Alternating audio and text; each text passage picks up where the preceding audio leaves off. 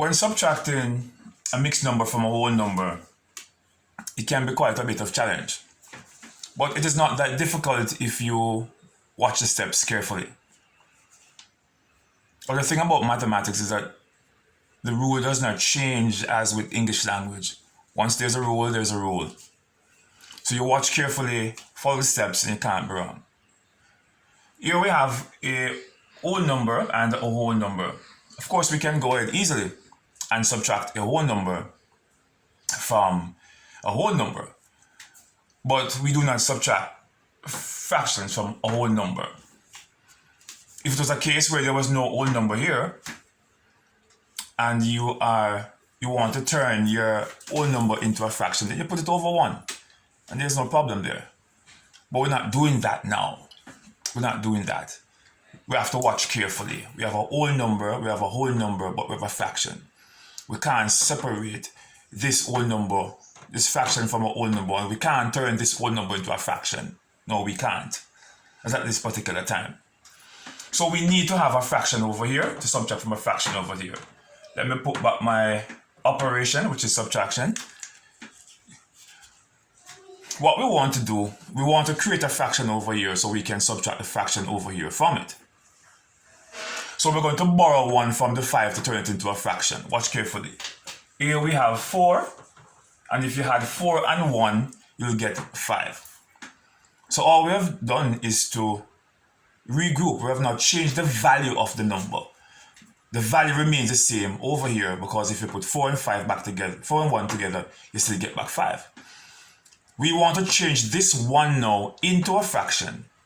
And the fraction we're going to change it into must be the same denominator as this fraction over here. So 4 over 4.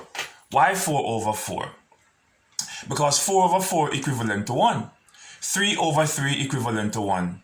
5 over 5 is the same as 1. 6 over 6, any number upon itself is going to be equal to 1. Because if I was to divide 4 into 4, it will give me 1. I'll get back 1. 3 and 1 over 4. So we bring this down.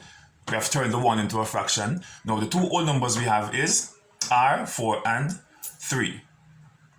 Watch the step.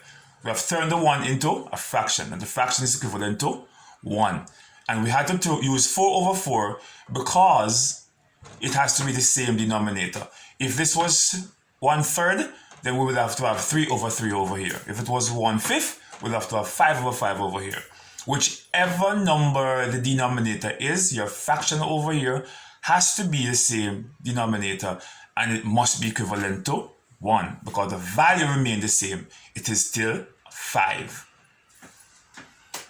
As we do with the steps when subtracting mixed numbers, we are going to first take away the whole numbers. 3 from 4 give you 1. Put the fractions aside. Put back the same denominator. 1 from 4 gives us 3. And always remember to put them back together. When you are adding and subtract numbers, always remember at the end to put back your whole number and your denominator and your fraction together. So your answer is going to equal to 1 3/4. So if you take away 5 3/4 away out from 5, your remainder is going to be 1 3/4.